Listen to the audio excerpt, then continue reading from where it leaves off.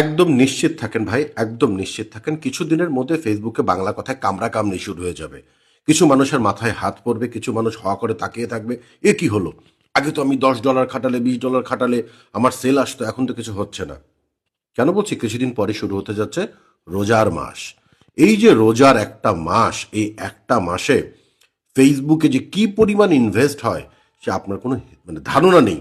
আমি আমার অভিজ্ঞতা থেকে বলছি, আমি যেহেতু দীর্ঘ 8-9 বছর এই প্ল্যাটফর্মে জড়িত, এই সেবার সাথে জড়িত, প্রতিনিয়ত লেখাপড়া করছি, স্টাডি করছি, আমার অভিজ্ঞতা থেকে বলছি, রোজার মাসে কত ধরনের যে আমরা খেলা দেখব তার হিসাব নেই। কারণ এই রোজার মাসে টার্গেট করে মানুষ সবচেয়ে বেশি বেচা বিক্রির জন্য, সেটা অনলাইন হোক কিংবা দোকানে হোক। অনলাইন যে কত পরিমাণ বিক্রি হবে তার কোনো হিসাব নেই। এখন সবাইকে বিক্রি করতে পারবে না। কারা বিক্রি করতে পারবে? যারা প্রফেশনাল। আমি একটা কথা বারবার বলেছি, যদি আপনি আপনার বিজনেসকে প্রফেশনালি বড় করতে না পারেন, এই শুধু যে ফকিরের কেরামতি বারে আর ঝড়ে বক পরে আর ফকিরের কেরামতি বারে যে বুস্টিং করে কয়েকদিন চললাম, ওই থিওরিতে যারা বিশ্বাসী তারা চরম আকারে ধরা খাবে।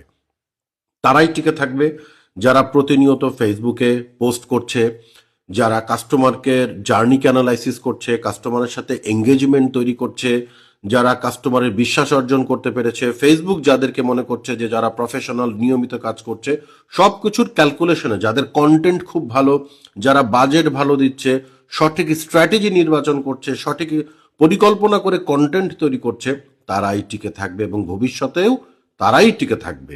যারা না বুঝে 2-4-10 হাজার টাকা ইনভেস্ট করছেন এবং মনে করছেন আমি আজকে পেজ খুললাম কালকে আমার বিক্রি হয়ে যাবে, ভাই নির্ঘাত থাকেন। আপনার ব্যবসার লাল বাতি জ্বালানোর জন্য আপনি নিজেই যথেষ্ট, যারা এই ধরনের চিন্তা ভাবনা করছেন। তাই দয়া করে একটু বুঝে পয়সাগুলোকে ইনভেস্ট করবেন, কারণ আপনার পয়সা যদি যায় আপনারই যাবে, আমার যাবে না, কিংবা আমাদের যাবে না। আমার কাজ ফেসবুক বলি, অনলাইন প্ল্যাটফর্মকে কি করে ব্যবহার করে আপনি আপনার বিজনেসটাকে সঠিকভাবে বুঝে বুঝে বড় করতে পারবেন, সেটা ঠিক করে দেয়া এবং সেই বিষয়ে কনসালটেন্সি করাটাই আমার কাজ কিংবা আমাদের এজেন্সির কাজ। আমি একটা কথা অনেকবার বলেছি, এখনো বলছি, মিথ্যা আশ্বাস দিয়ে মানুষকে টুপি পরানো খুব সোজা। আমি যদি মিথ্যা কথা বলতাম আসেন কালকেই লাখ লাখ টাকার বিক্রি হয়ে যাবে, অনেকেই আমার এজেন্সিতে চলে আসতো, বলতো ভাই আপনি আমার অ্যাডভার্টাইজিংয়ের কাজ করেন। এসব করে লাভ নেই। 2-4 দিন ব্যবসা করতে পারবো, তারপরে মার্কেটে টিকতে পারবো না। ভাই যেটা সত্য সেটা শোনার চেষ্টা করেন। সত্য সবসময় তিতা, কিন্তু যে এই তিতা খায় তার শরীর ভালো থাকে।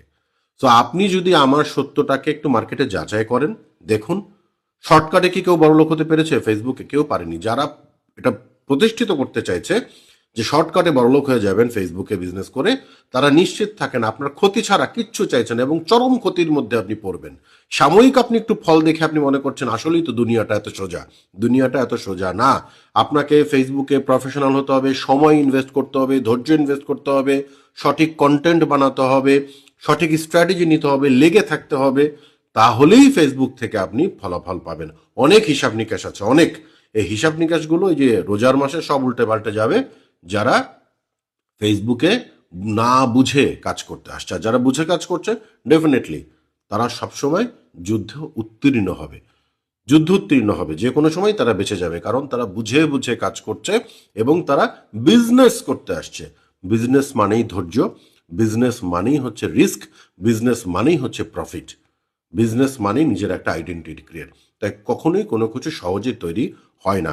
তাই আপনি যদি আপনার বিজনেসটাকে বাঁচাতে চান, যদি মনে করে থাকেন যে আমি সঠিক গাইডলাইন চাই অনলাইনে কি করে ব্যবসা করব, তাহলেই আমাদের সাথে হোয়াটসঅ্যাপে অনলাইনে যোগাযোগ করবেন।